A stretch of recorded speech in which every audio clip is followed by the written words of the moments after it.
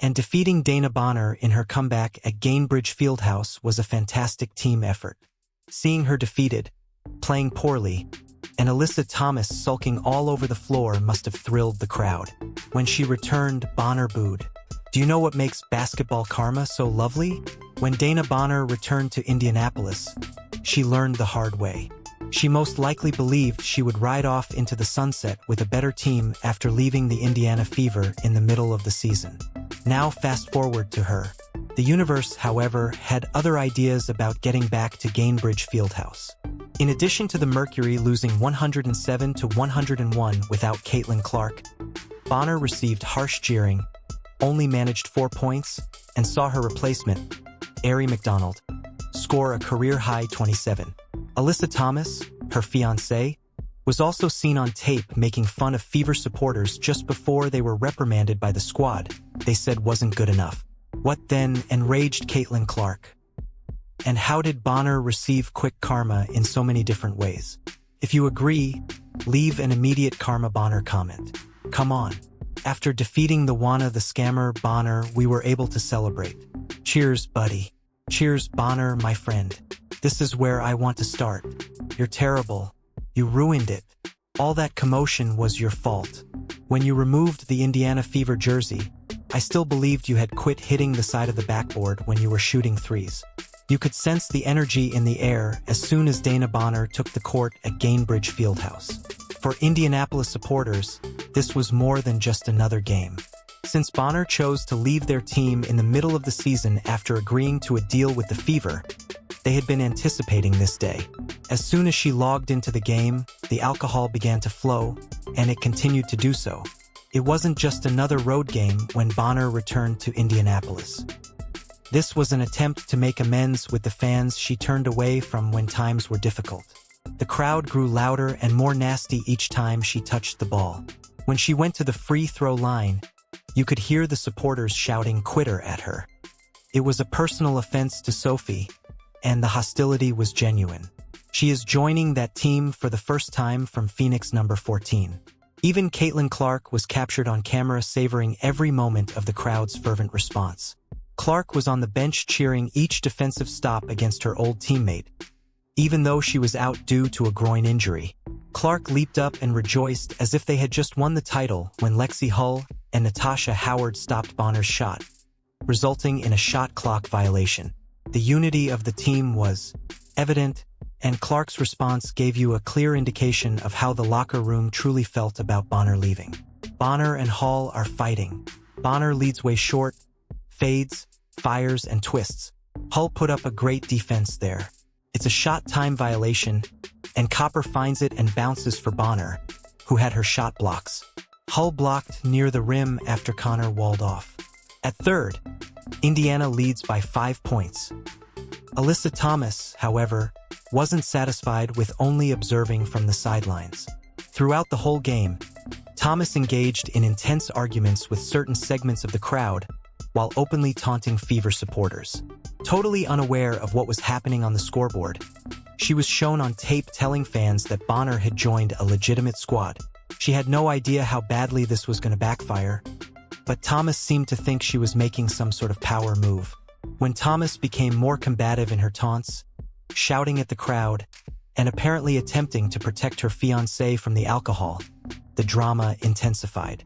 However, Fever supporters were going to experience much greater satisfaction from this whole event, who had been anticipating this day for months. In 21 minutes of action, Bonner only scored 4 points on 1 of 4 shots. While her true team was being destroyed by the team she believed wasn't good enough for her, she managed to collect 1 meager rebound. The performance was as pitiful as her tragic departure from Indianapolis. The Fever hadn't finished proving their argument, but the instant karma was already revealing its lovely face. They needed to say something about what happens when you leave a team that is developing. Anything unique. Given the circumstances surrounding her departure, it is not surprising that Bonner was jeered upon her return. And compared to Bonner, the players who have joined for the Fever are far superior. What a revelation Aari McDonald has been. Once more, she excelled in this one. Additionally, Chloe BBY appears to be a fantastic fit. Overall, Fever supporters must be really happy about that victory. Due to Caitlin Clark's groin injury, everyone was curious as to whether the Mercury, who are currently in third place in the WNBA, might be the opponent for the Fever. The detractors were poised to strike. Someone neglected to inform Ari McDonald about the script, which was meant to be the moment that revealed Indiana's total reliance on its superstar. McDonald, who wasn't even on the team when the season began, was going to demonstrate why Indiana was better off without Dana Bonner. The guard, who averaged double figures in all 93 of her games during her time as a college student at Arizona, was prepared for her moment. Music McDonald went 10 for 10 from the field and exploded for a career-high 27 points. The line for a free throw. In a Fever uniform, Bonner never exhibited the kind of heart and determination that she did. McDonald, who had 4 assists and was playing with the zeal of someone who knew this opportunity might not come again, was losing ground. Phoenix could not keep up with her speed. What kind of opened up for you tonight, and when did you realize you had it kind of going? You had the impression that you were scoring from almost anywhere. As soon as I watched those 2 threes enter, I realized how simple it was to access the pay. Okay, I'm converting. Alright, I'm good. Let's keep being aggressive or just, keep taking what the defense is giving me. However, McDonald wasn't alone. Chloe BBY, who had signed a 7-day contract, scored 10 important points while demonstrating her shooting and floor spacing skills and even grabbed a defensive steal. With Indiana trailing by 9 points, they tried to pick up the pace, and Chloe BBY made a 3. Is battling. She spins, fades, fires, and hits. Mitchell, she's got the 5 fouls. Austin Cunningham, yes, and a foul. Sophie Cunningham, give her 3 and she'll go for 4. Sophie Cunningham finished with 12 points, including a huge 4-point play. Dyrus Dantas came off the bench for 12 points of her own, including a dream shake move that made Alyssa Thomas look foolish. Chloe Bivby has done this countless times during her time at Maryland and during practice. The front office used Bonner's departure to bring in players who truly wanted to be in Indianapolis. Not just role players filling minutes during garbage time, but warriors fighting for something Bonner never understood about team basketball, and BBY corner 3. Oh yeah, Cunningham. Yes. The irony in all of this is that both McDonald and BBY were signed with the cap space that was freed up after Bonner left the team. As the game progressed, Phoenix's faces showed that attack was breaking down the Mercury possession by possession. This wasn't supposed to happen.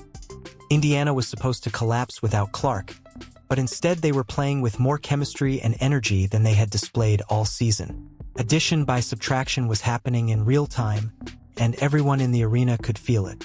However, one player's decision in the fourth quarter put the game out of reach. There is a sense of urgency every day. Alright, I was proud of you guys.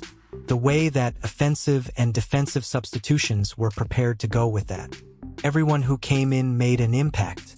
We had 5 in double figures. They believed they still had a chance to steal this one, but they had no idea what Aaliyah Boston was about to unleash on them. We got to keep stacking. That's really, really good, y'all. Damn near 7. I'm proud of you guys. I'm proud of you. Together. 3. 1, 2, 3. Together. The game was still up in the air going into the fourth quarter, but Aaliyah Boston had other ideas. She had been playing well all game, scoring 22 points and pulling down 12 rebounds, but she saved her best for the most crucial moments. Phoenix still believed they had a chance to steal this game on the road, but they had no idea what was about to happen. Boston took over the game completely, scoring 17 points in the fourth quarter alone, and she went on a personal 10-0 run that crushed any hopes of the Mercury mounting a comeback. This was crucial time, and Boston was about to show everyone why she's becoming the cornerstone of this franchise. Austin has a size advantage here.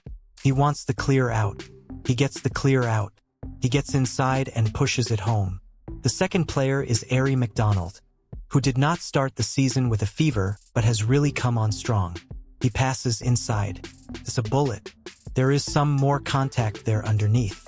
Pull. Boston was getting to the free throw line at will, converting 10 of 13 attempts from the charity stripe, drawing fouls, finishing through contact, and making the Mercury pay for every defensive blunder. Now, both teams have erased double-digit deficits. 9:30 to decide a winner. Boston's every basket was a statement. This was no longer just about winning a basketball game. It was about demonstrating that the Fever had developed a championship mentality that went far beyond their superstar. She's a legend, really. I simply cannot tolerate the contempt she has shown and everything she has done for the league. That supporters had the audacity to jeer at someone who left their team in the middle of the season seemed to truly annoy Copper. Given that Bonner had left Indianapolis when they most needed her, her remarks were tone-deaf. I believe she did a good job of handling it. I just don't get, how she's a legend considering everything she's done for the league. And simply for being disrespectful, I simply can't handle it. They jeered her, I guess. She didn't say anything to the crowd. That's for sure. She gets some nasty remarks from individuals, but we managed to get her back. However, given what their fan following is doing, it's just really disgusting. Regarding DB, she seems to have a sweeter soul, just like that. Additionally, the arrangement didn't work out for her, and she didn't want that or whatever. We simply don't require all of that, though. It is simply superfluous. The Fever responded in a really classy manner. Stephanie White was completely composed in handling the Bonner scenario, concentrating on their team's performance instead of getting sucked into the controversy. White respected her former player despite acknowledging the uncomfortable. White demonstrated how a qualified coach responds to these circumstances. You mentioned that you were delighted for Dana Bonner and that you had found a suitable place for her. What were your general impressions of her attending tonight's reception? Yes, I am completely ignorant of the reception. It's strange to see her on the other side, but I don't hear anything until I'm on the floor. However, relationships are relationships and basketball is basketball at the end of the day. Even better was Aaliyah Boston's response. Boston's response to the question concerning the Bonner situation was succinct and direct. To be honest, I have nothing to do with that. She underlined that the group's performance was the main priority. And winning, avoiding distractions from outside sounds. Boston demonstrated the maturity of a person who knows what winning teams do. They remain focused on the important things. How did you feel about Dana Bonner coming back to DNN? How did you feel about tonight's fan reception? To be honest, I have nothing to do with that. I believe DB came back because we were playing Phoenix. It just so happened that the fans decided to follow their own desires. For us, however, it's about focusing on our task, which was to enter and get a significant victory, which we succeeded in doing. Their thoughtful answers exposed the stark disparity in business culture and made Kappa's grievances seem trivial. While the Mercury players were complaining about the emotions of the fans, the Fever handled hardship with poise. You could tell which company was making excuses and which was doing something long-lasting. In the meanwhile, there was no denying that the data presented the truth. The Fever had won 3 in a row. The last time Indiana won a postseason game was that year. With this win, they moved up to 6th position in the WNBA rankings with 15 wins and 12 losses. They were laying the groundwork for an exciting season finale that no one had anticipated at the beginning of the year. The Fever demonstrated that they were more than just Caitlin Clark's sidekicks. They had the depth to contend without their best player and were a respectable squad with hopes of winning a title.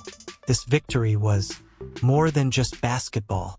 It was about karma, fairness, and the superiority of team dynamics over individual skill. The Cosmos has a humorous way of figuring things out sometimes. It was more than just a basketball match. It was an excellent example of how karma functions in professional sports. Dana Bonner was ashamed by the team she left behind after arriving in Indianapolis, believing she had joined something better. They are designed for 2025 and beyond, as the Fever demonstrated. Every night on the court with or without Caitlin Clark. For the first time since 2015, they are 3 games over 500 and currently sit at 15-12. The timing of the Cosmos is perfect sometimes. Dana Bonner discovered that leaving a team has repercussions. If you agree, leave an immediate Karma Bonner comment. To ensure you don't miss anything, like, subscribe, and enable all notifications. Select the video that appears on the screen and we shall see you in the upcoming